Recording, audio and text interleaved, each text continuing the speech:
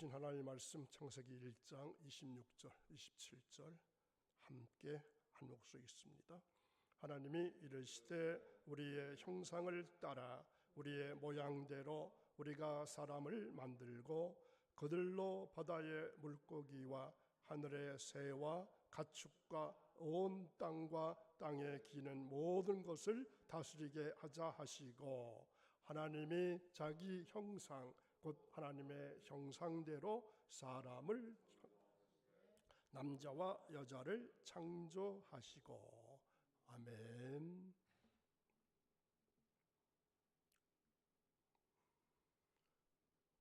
거룩한 주님의 날 새벽에도 새벽을 깨우신 사랑하는 여러분, 기다림은 중요한 일을 위해서 특별한 사람을 준비시킬 때 하나님께서 즐겨 사용하시는 방법 중 하나입니다. 혹 기다리시는 것이 있으신가요? 하나님께서 특별히 사용하시기를 원하시기 때문입니다. 이러한 믿음이 있게 되기를 이 새벽에 간절히 바랍니다. 오늘 말씀의 제목은 하나님의 다스림을 거스린 시대, 이러한 제목의 말씀입니다. 두 사람이 함께 서 있고 그 뒤로는 하나님의 펼치신 자연의 질서가 보입니다. 산과 숲, 호수, 그리고 하늘에 걸린 두 개의 무지개, 이 모든 것이 질서 위에 놓여 있습니다. 무지개는 성경에서 하나님의 약속의 표시이기도 하죠. 그런데 이 무지개가 질서 없이 나타났다면 우리는 그 안에서 하나님의 뜻을 느끼기가 어려웠을 것입니다. 오늘 우리가 함께 나눌 말씀은 바로 이처럼 하나님께서 질서를 세우심으로 생명이 시작되었다고 하는 진리입니다. 하나님은 혼란 속에서도 질서를 세우시고 그 질서 안에서 우리 삶을 아름답게 이끌어 가십니다. 오늘 새벽 그 질서 안으로 다시 들어가는 귀한 시간 되시기를 간절히 바랍니다. 한 사람이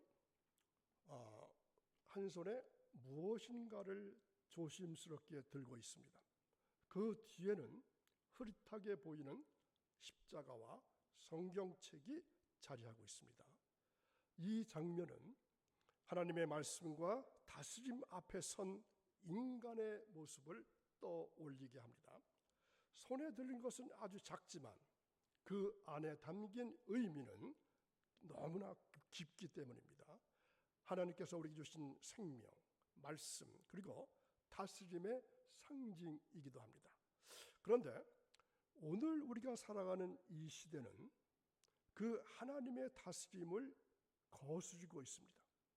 말씀은 점점 멀어져 가고 있고 십자가는 더욱더 흐려져 가고 있고 손에 들린 생명의 조각조차 가벼워지고 있는 현실입니다. 하나님의 다스림을 거스린 시대, 우리는 하나님께서 인간에게 주신 형상과 다스림의 의미를 이 새벽에 다시금 새겨볼 수 있기를 바랍니다. 하나님은 질서 안에 생명을 심으셨습니다. 창조의 첫 순간부터 하나님은 혼돈이 아닌 질서로 세상을 세우셨습니다. 빛과 어둠, 하늘과 땅, 그리고 낮과 밤, 이 모든 것이 하나님의 질서 속에서 생명을 품었습니다. 그러나 오늘 우리가 살아가는 이 시대는 그 질서를 잃어버렸습니다. 질서를 잃은 시대는 생명의 방향도 잃어버렸습니다. 어디로 가야 할지, 무엇을 붙잡아야 할지 모르는 혼란 속에서 인간은 하나님의 다스림을 거스르고 있습니다. 이 시대는 하나님의 질서를 떠난 시대이고 생명의 근원까지 외면한 시대가 되고 말았습니다. 우리는 다시 하나님의 질서 안으로 들어가야 합니다. 그 안에서만 생명이 회복되고 방향이 분명해지기 때문입니다. 삶은 하나님의 손길로 해석되어야 합니다. 우리의 경험 또한 고난, 기쁨 모든 순간은 하나님의 관점에서 다시 바라볼 때 비로소 의미를 갖게 됩니다. 하나님의 다스림은 단순한 통제가 아닙니다. 삶을 해석하는 기준이죠. 우리가 겪는 모든 일은 하나님의 손길 안에서 해석될 때 그 안에 담긴 뜻을 발견할 수가 있습니다. 그래서 순종은 시선을 바꾸는 선택입니다. 내 뜻을 내려놓고 하나님의 뜻을 따르기로 결정하는 순간 우리는 세상을 보는 눈이 달라지게 될 것이고 우리 삶의 방향이 새로워지게 됩니다.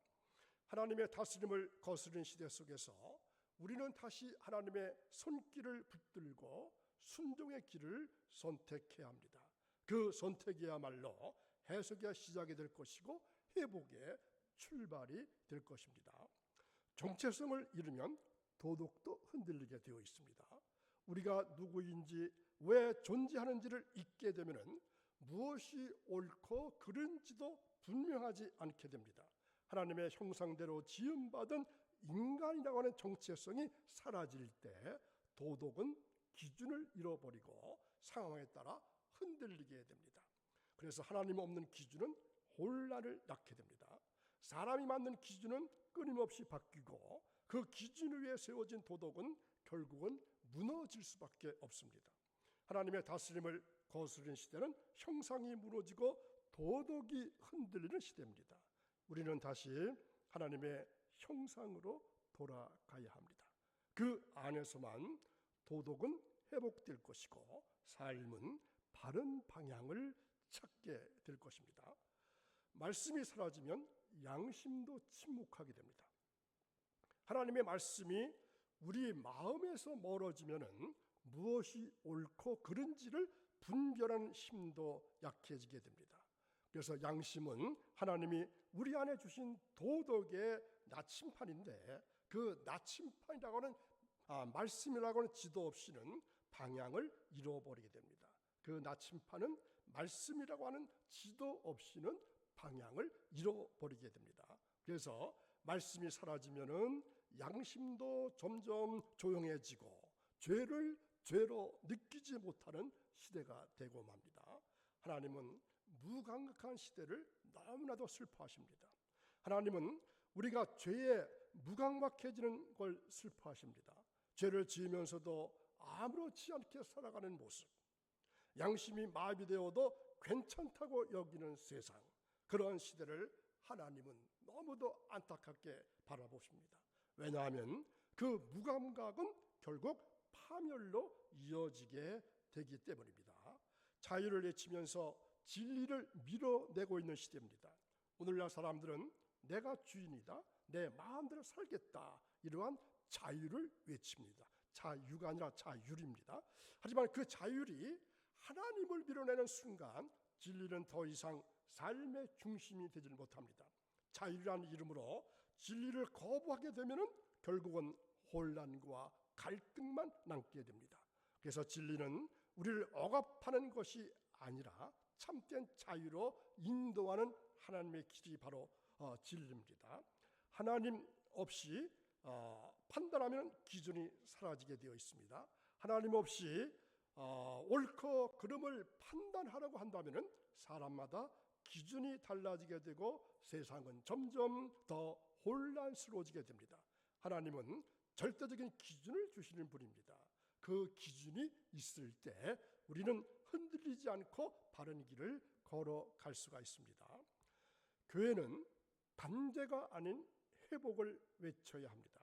교회는 죄를 지적하는 곳이 아니라 죄로 인해서 상처받은 영혼을 회복시키는 곳이어야 합니다. 예수님께서도 죄인을 정죄하지 않으시고 가서 다시는 죄를 짓지 말라 하시면서 회복의 길을 열어주셨습니다. 오늘날 교회는 세상을 향해서 손가락질하기보다 상처 입은 자들을 품고 회복을 외쳐야 합니다. 정죄는 사람을 멀어지게 하지만 회복은 하나님께로 다시 돌아오게 합니다. 그래서 교회는 형상을 살리는, 되살리는 제단이 되어야 합니다. 하나님의 형상대로 지음받은 인간은 죄로 인해서 그 형상이 흐려졌습니다. 교회는 그 형상을 다시 회복시키는 제단입니다. 말씀과 기도로 또 찬양과 사랑으로 하나님의 형상이 회복되는 곳, 그것이 바로 우리가 머물고 있는 교회입니다. 교회는 단순한 건물이 아니라 하나님의 거룩한 형상을 되살리는 영적인 병원, 이게 바로 교회입니다. 그런데 믿음은 어디서 드러날까요? 관계 안에서, 인간의 관계 안에서 드러납니다. 믿음은 교회 안에서만 머무는 것이 아닙니다. 진짜 믿음은 우리가 누구와 어떻게 지내는지, 가족과 친구 또 이웃과의 관계 속에서 드러납니다. 말씀을 듣고 은혜를 받았다면 그 은혜는 우리의 말과 행동 또한 우리의 태도 속에서 자연스럽게 흘러나와야 합니다. 믿음은 그래서 관계를 통해서 살아 움직이는 것입니다. 회복은 가정과 공동체에 뿌리 내려야 합니다. 하나님의 회복은 내 마음에서 시작되지만 그 회복은 반드시 가정으로, 공동체로 퍼져나갑니다. 가정이 회복되면 자녀가 살아날 것이고, 공동체가 회복되면 세상이 밝아지게 될 것입니다. 교회에서 받은 은혜는 그래서 삶의 현장 속에, 식탁 가운데, 놀이터나 대화 속에서 진짜 회복으로 뿌리 내려야 합니다. 성실을 뭐라고 생각하시나요? 다스림의 반응이 성실입니다. 우리가 일터에서 성실하게 일하는 것은 단순히 책임을 다하는 것만이 아닙니다. 하나님의 다스림에 대한 믿음의 반응이 바로 성실입니다. 하나님께서 나의 삶을 다스리신다는 믿음이 분명히 있다면 나는 어떤 일이든 정직하고 성실하게 감당할 수 있습니다. 성실은 하나님께 드리는 예배의 한 모습일 수 있습니다. 그래서 하나님은 일터에서도 통치하십니다. 하나님의 통치는 교회 안에서만 머무는 것이 아닙니다. 우리가 일하는 사무실, 가게, 학교, 또 일터, 공장, 그 모든 곳에서도 하나님은 함께 하시면서 다스리십니다. 일터는 그래서 단순한 우리의 생계의 공간뿐만이 아니라 하나님께서 나를 통해 일하시고 영광 받으시는 제단이 되어야 합니다. 그래서 우리는 일터에서도 예배자의 마음으로 살아가야 합니다. 살아있는 생명은 흘러가는 복입니다. 복은 머무는 것이 아니라 흘러가는 것입니다. 하나님께 받은 생명은 정체된 것이 아니라 다른 사람에게 흘러가야 하는 것이 바로 복입니다. 우리가 받은 은혜와 사랑은 이웃에게 또 공동체에게 흘러갈 때 그 생명은 더욱더 풍성해집니다. 복은 그래서 나만을 위한 것이 아니라 흘러갈 때 진짜 복이 되게 되는 것입니다. 자, 그 복은 어디로 흘러가야 될까요? 다음 세대를 향해서 사명은 이어져야 합니다. 하나님께 받은 사명은 우리 한 세대에서 끝나서는 안 됩니다. 믿음의 유산은 다음 세대에게 이어져야 합니다. 자녀에게 또 젊은 세대에게 하나님의 말씀과 은혜를 전할 때 그 사명은 계속해서 살아 움직이게 됩니다. 교회는 그래서 다음 세대를 준비하는 곳이 되어야 하고 복음은 세대를 넘어서 흘러가야 합니다. 하나님께서는 한 사람을 통해서 시대를 다시 빚으십니다. 하나님은 언제나 한 사람을 통해서 역사를 새롭게 시작하셨습니다. 자, 아브라함을 통해서 믿음의 민족을, 모세를 통해서 해방의 역사를, 또 에스더를 통해서 민족의 구원을 이루셨습니다.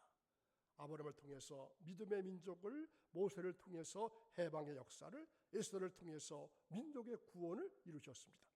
오늘도 하나님은 한 사람의 회복을 통해서 가정과 공동체 그리고 이 시대 전체를 다시 빚으십니다.